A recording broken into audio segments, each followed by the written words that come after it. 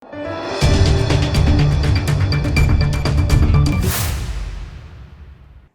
દર્શક મિત્રો, આપ જોઈ રહ્યા છો લોકમૈત્રી ન્યૂઝ. હું છું એન્કર અર્પિતા પટેલ. હવે જોઈએ અગત્યના સમાચાર. આત્મહત્યા કરનાર વિદ્યાર્થીના મૃતદેહને મુંબઈ ખાતેથી બાંગ્લાદેશ લઈ જવાયો હતો.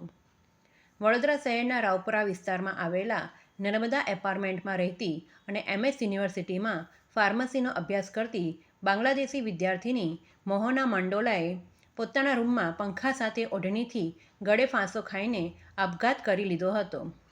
વડોદરાથી એમ્બ્યુલન્સ મારફતે વિદ્યાર્થિનીના મૃતદેહને મુંબઈ ખાતે લઈ જવાયો છે, જ્યાંથી ફ્લાઇટમાં મૃતદેહને બાંગ્લાદેશ લઈ જવાયો.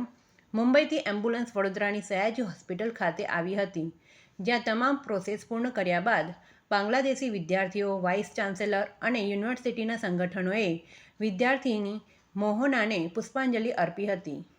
આ સમયે સૌ કોઈની આંખમાં આંસુ હતા.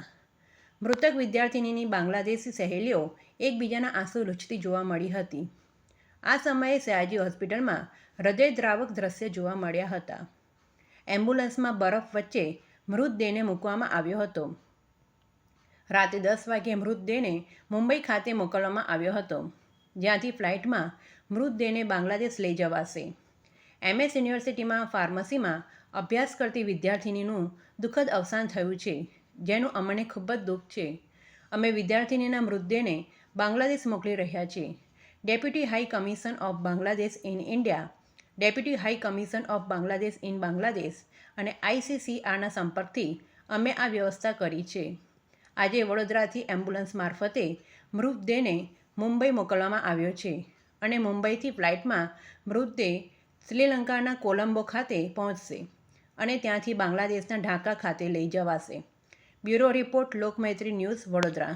પહેલાં તો સૌપ્રથમ તો આ વસ્તુ જે થઈ છે, જે થયું છે મૃત, એ ખૂબ નિંદનીય છે અને અમારા માટે આઘાતજનક છે કે વિદેશથી ભણવા આવતા વિદ્યાર્થી જ્યારે આવું થાય છે તો એ લોકોએ કોઈ જોડે વાત કરવી જોઈએ. અને બીજી વાત કે જો એમના દેશ અહીંથી લઈ જવા મૃતદેહ આવે છે તો સરકાર દ્વારા કે યુનિવર્સિટી દ્વારા કે SSG દ્વારા આજે આ વસ્તુ બને 2 દિવસ થઈ ગયા છે અને આજે પણ એમને બરફની અંદર લઈ જવા છે. કોકી પેલું જે બોક્સ આવે છે, બોક્સમાં નહીં પરંતુ એમ્બ્યુલન્સની અંદર બરફમાં મૂકી લઈ જવામાં આવે છે. તો આટલી મોટું ગુજરાત સરકાર છે, આટલી મોટી ફેસિલિટી છે આપણી જોડે, તો એક કેમિકલ વાળી જે ટ્રીટમેન્ટ આવે છે, જે કેમિકલથી આખી બોડી બાંગ્લાદેશ સુધી પહોંચે, ત્યાં કશું થશે નહીં. પણ આજથી 2 દિવસ પોસ્ટમોર્ટમને 2 દિવસ થઈ ગયા છે. મુંબઈ જશે, મુંબઈથી બાય ફ્લાઇટ જશે તો આખી બોડી ડિકમ્પોઝ થઈ જશે. તો આના કરતાં આજે જ્યારે ઘરના લોકો જોશે ત્યારે એમના કે અલગ જ દ્રશ્ય દેખાતું હોય છે. તો આ જે બોડી છે તો સરકાર કે SSG દ્વારા આને નિર્ણય લેવામાં આવે. અને આજે હું જ્યારે વિદ્યાર્થી તરીકે અહીંયા ઊભો છું અને SSGના સુપ્રિન્ટેન્ડન્ટને ફોન કરું છું ત્યારે ફોન ઉપાડીને બીજા લોકો જોડે વાતો કરે છે.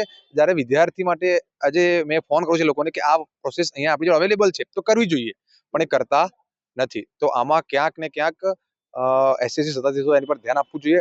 અને જ્યારે આટલી મોટી ઘટના છે કે જ્યારે એવું કહેવાતું હોય છે કે ગુજરાતમાંથી સુરક્ષિત છે, પણ લોકો ત્યાં જાય છે, પણ ત્યાં જઈને જોશે તો કે ગુજરાતમાં આવું થાય છે, આપણા દેશ વિશે શું થશે? ત્યાં જોશે તો બોડી આખી ડિકમ્પોઝ થઈ ગયેલી હશે. તો એક જગ્યાએ જોવા જઈએ તો સરકારનું પણ આમાં ખરાબ દેખાય છે. જ્યારે SSG સાથે અવેરનેસ કરવા માંગીએ છીએ અમે, તો અમારો કોઈ જાણતું નથી, કોઈ ફોન ઉપાડતું નથી. તો આમાં ક્યાંક ને ક્યાંક એ લોકોએ આવા ગંભીર વિષયને ધ્યાન આપવું જોઈએ અને આને જે પ્રોસેસ બીજા લોકો માટે પણ થાય છે એ આ લોકો માટે પણ કરવી જોઈએ, એવું મારું માનવું છે. લોકમૈત્રી ન્યૂઝ સાથે જોડાયેલા રહેવા અમારા YouTube ચેનલને સબસ્ક્રાઇબ કરી Facebook અને Instagram પેજને લાઇક અને શેર કરો.